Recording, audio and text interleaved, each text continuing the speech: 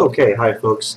This is another Blender demo or tutorial, and what we're going to do is take a step back from some of the fancy animations and physics that we were working on, and I'm going to show you a really nice trick for modeling kind of a complex object, and also just doing some basic modeling, building some kind of complex object, some of the basic tips and tricks, and we'll look a little bit at boolean operations too. So let's start out by just deleting this cube. And we won't need the cube, so let's go ahead and delete the cube. Okay, and let's make sure that the 3D cursor is positioned at the 0 location. 0, tab, 0, tab, 0. Okay, and we'll stretch this out so we get a little bit more viewing space. Hello.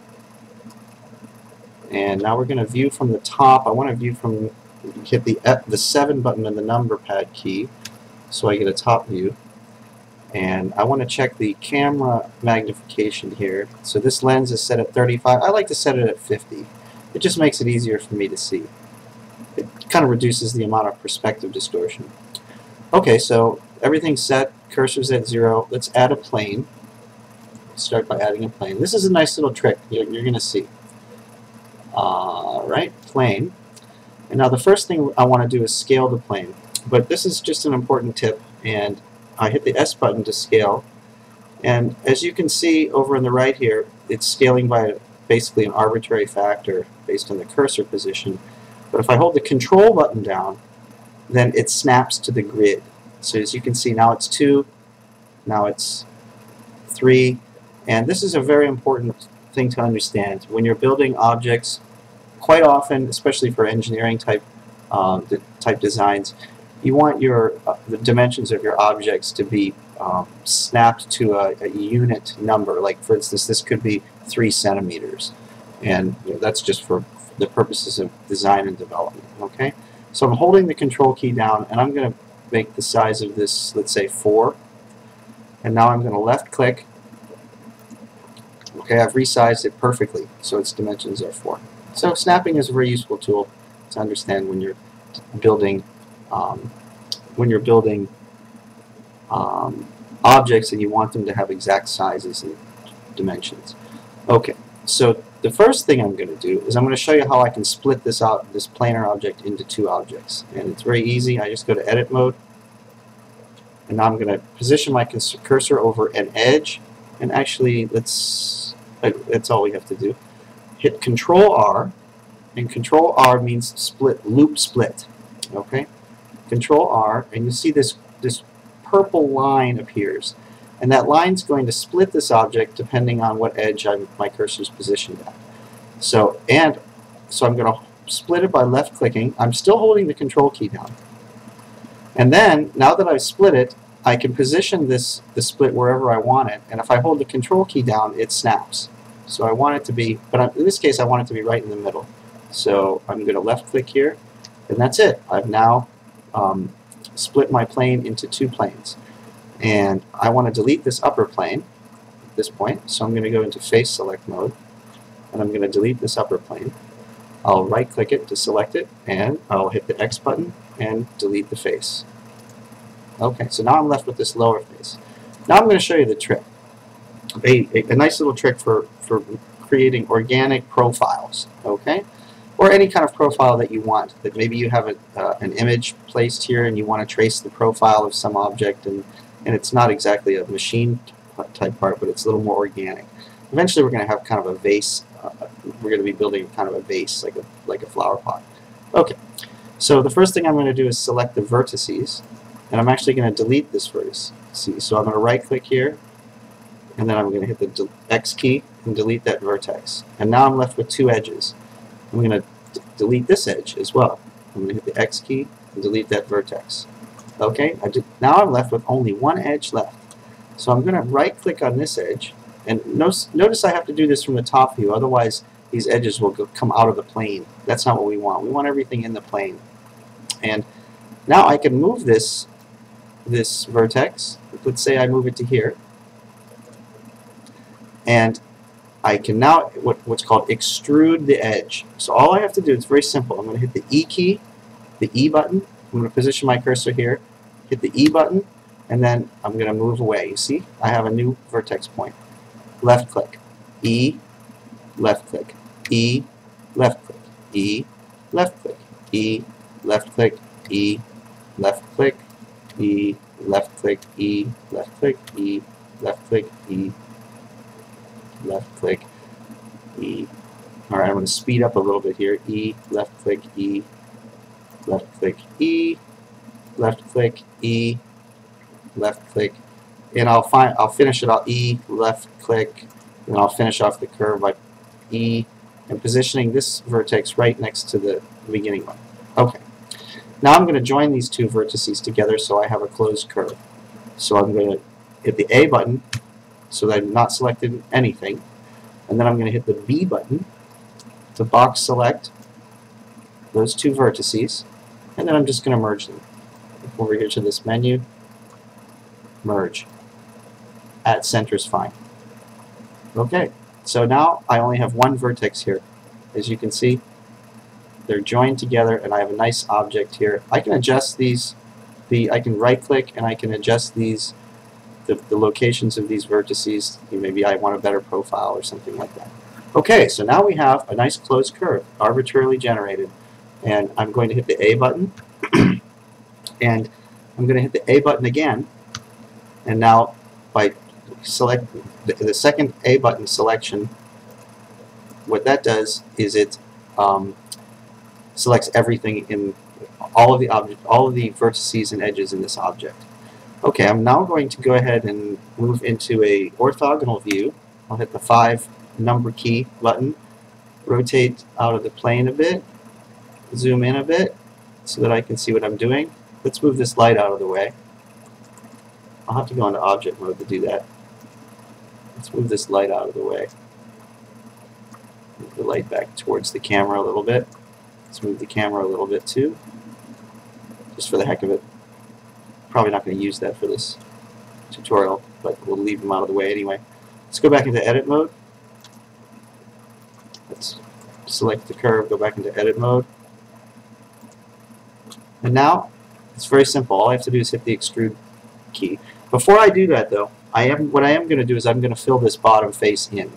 So in order to fill it in, I've already selected everything, so I'm going to go Mesh, Faces, Fill. And that's all it does is it just fills in the faces. I'm going to subdivide this so that I don't have all these really long skinny triangles. So I'm going to click the subdivide button. Okay, so that divided it up fairly nicely. And then I'm going to do one more little step. I'm going to go Faces, Beautify Fill. Beautify Fill just makes it so that there's not so many ugly slivers in this bottom face object. Okay. I could also do one more thing. I could convert the triangles to quads. Tries to quads. So now I have quadrilaterals as well as triangles, as wherever it could.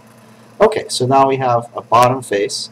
I'm going to select one of the edges, so I better go to select edge. I want to select this outer loop again. So hit the A button. I'll select one of these edges, and now I'm going to go select edge loop. And then I'll have to add some selections to this. So let's go ahead and hit the Shift key, select another edge over here, and maybe another edge here, just to guide this process. And now select edge loop. Okay, I'm almost there. I'm trying to select this outer edge. Select this edge,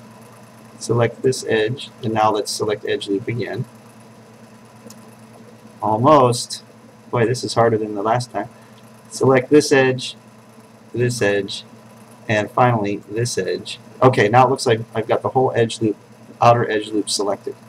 Now I'm going to extrude it. E, and I'm now capable of extruding this edge in any direction I want. I'm going to extrude it in the Z direction by hitting Z, and then I'm going to left click, and now I'm going to extrude again, and in the Z direction, and left click, but this time I'm going to scale. I'll hit the S key, and I'll scale it a bit, so we get a little bit of a lip, and then I'll hit the E key again, left click, S key, scale it out a little bit again. E key. Let's get take a bigger chunk here. Scale it, S key, scale it out a little more. So you get the idea. I can keep doing this process until however much I'd like. E, extrude again. And how about S for scale? Let's keep scaling it out a little bit. E, extrude again. Maybe just a little lip here, and then I'll hit S and I'll scale it in a bit. And I've got kind of a vase-like structure. Okay, that's that. So now I have this kind of nice vase-like structure. Oh, it looks like it's tilted away a little bit. But that is because when I did the extrusion, I wasn't hitting the Z key. And I should have hit the Z key to perform that operation. So let's go ahead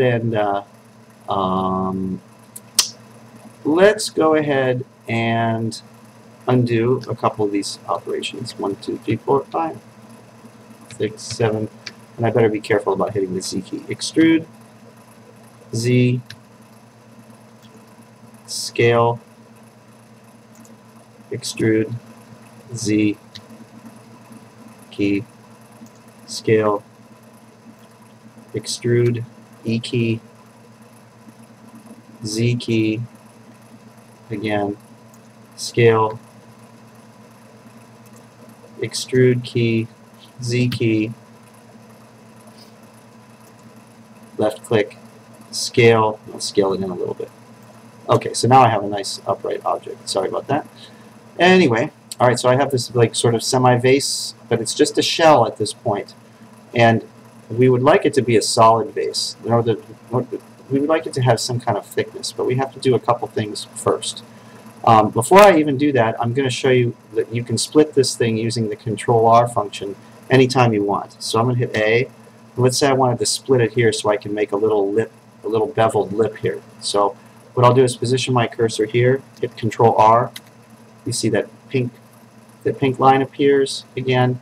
Left click, I can move it down close to the bottom. Left click, and it split the mesh right there.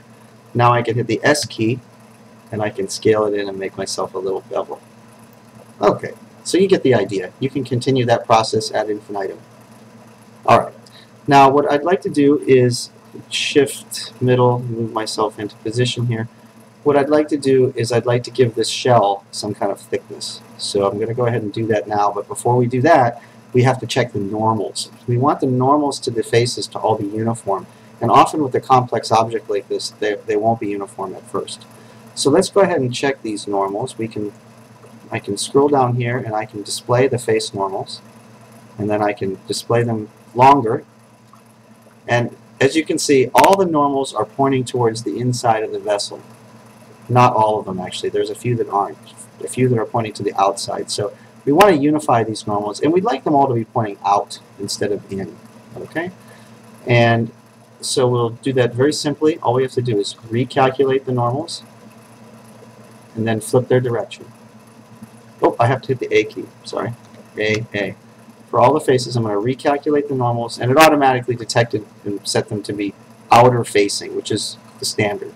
So now all our normals are facing out, and we verified that. I can shrink that down. I can turn off the normal face. And now we're ready to solidify this object. So with the whole object selected, we go to Mesh, Faces, Solidify.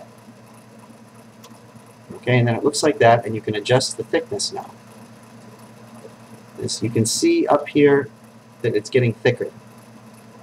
It's kind of like a three-dimensional extrusion process. So let's keep it thick. How about this thick? That looks pretty good. And that's it. So now I have this nice thick object. Hit the A button. You can view the inside of it a little bit for the hidden line removal. And you can see we have a nice sort of thick vase-like shape.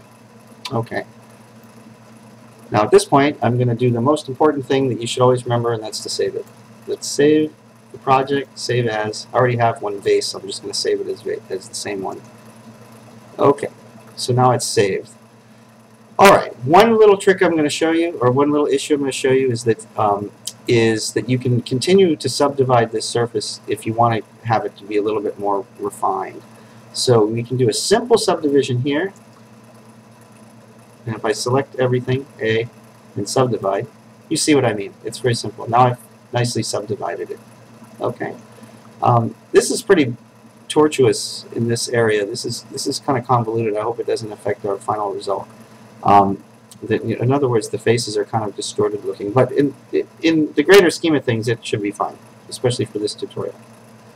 Okay, so now we have this solid, but it's kind of edgy and jaggedy. Wouldn't it be nice if it was a little bit smoother? And yes, of course, you can do that in Blender. So let's go to Object Mode, and we can use what's called Subdivide Surfaces. This is the object. The object is still called Plane. Let's rename it. Let's call it Vase. Okay. And we're going to subdivide its surface. Very simple. Add modifier, subdivision surface, and you're done. Okay, so I can I have a nice subdivision surface. The view controls how, if I hit Z, you can see the mesh. Okay, the view controls how many times it's subdivided. 1 time, 2 times, or more. Usually never more than 2. It's awfully refined at 2. Okay, so I guess we'll leave it at 2. That looks very smooth. Click the Z button, and I have a subdivided surface. Now, it's still a child of the original mesh grid. So if I go back to edit mode, you can see this is the mesh. The enveloping mesh is still there, but it's the modifier subdivides it to help smooth out the edges. We can make it look sharper by adding control loops. In other words, you see how this is kind of very smooth? We can sharpen it out by adding control loops to the original mesh. So let's do that. I'm going to hit the Control R button, and there's a control loop, and I'll move it up to here. And if you can barely see, you can see the subdivision getting sharper. I'll add a control loop there, and let's add one here. Control here, a split here, and I'll move it down to here, and now we'll have a nice sharp-ish edge in the subdivision surface. So let's go ahead and view that. Back to object mode, and as you can see, the edge is much sharper. Okay, so you can modify your object to whatever degree you see fit. All right. So now I'm going to apply the subdivision surface, and once you apply it, you lose your control mesh. Okay. So keep this in mind. Once you apply, you have the control mesh, but once you apply the subdivision surface, that gets wiped out. So maybe it's a good idea to go ahead and save it again before I do that. So let's apply the subdivision, and now if I go back to edit mode, you'll see that I don't have the control mesh anymore. I have now the subdivided, very refined mesh for this object. Okay, that's interesting. Now, well, I'll show you one more interesting tool that you use a lot when you're building objects and modeling objects, and that is what are called boolean operations, where you add or subtract or join objects together. And of course, Blender has really nice boolean operations. However, I want to note that every once in a while it does crash, especially when you have a really complex object like this. But hopefully it won't crash this time. So what do I want to do? Well, let's say I have a vase here. Usually you want to have a nice little hole in the bottom of the vase. So let's go ahead and do that. Let's go ahead and add a cylinder. Let's position the 3D cursor at approximate location. Alright, that should do for now. And add a cylinder. Add a cylinder. Okay, and there's our cylinder. Let's go back to object mode, and we can see the cylinder. It's right there. And let's make it longer. Let's hit the S button, scale it. Oh, I hit the wrong one. I want to select the cylinder.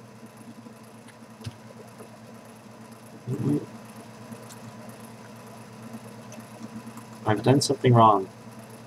Alright, let's undo. I was in edit mode. I should have been in object mode. Control Z, Control Z, Control Z, Control Z, Control Z, Control Z. Okay. Yeah, we have to add the cylinder in object mode. Okay. Add cylinder. Let's hit S for scale, Z, scale it in the Z direction. It doesn't have to be this long, but that way we can see where we're going to position it. And it's a little bit big, maybe a little bit of a big hole. Maybe we can make it a little smaller. So let's go ahead and type scale, and we'll scale it in this direction. Okay, so now I have a cylinder. I can punch a hole in this vase. And how do we do that? It's very simple.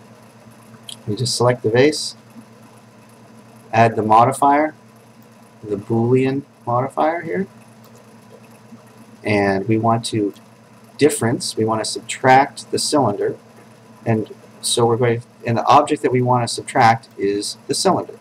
And once I click this, it's either going to crash or it's going to work. It might take about 30 seconds. So we wait for it. It probably won't crash. We wait for it. It's a lot of calculations for this kind of complex vase shape.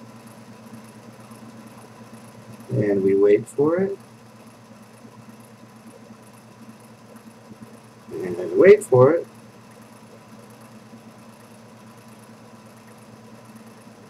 And it should be done. Done. Okay, great. So it worked and it didn't crash. And so how do we know it worked? Well, let's just turn off the visual for the cylinder. Okay, I'll come up here and I'll turn it off. Oh, and there you go. Nice hole punched in the bottom of the vase. Isn't that great? So you can add and subtract any object of any complexity, except the more complex the object is, the more difficult it becomes for Blender to do the calculations. But okay, so there you go. This is a simple tutorial of how to make a vase or make it sort of an organic object using the little edge tracing technique. That's a fairly nice trick. And I suppose that's it for this brief tutorial. Great.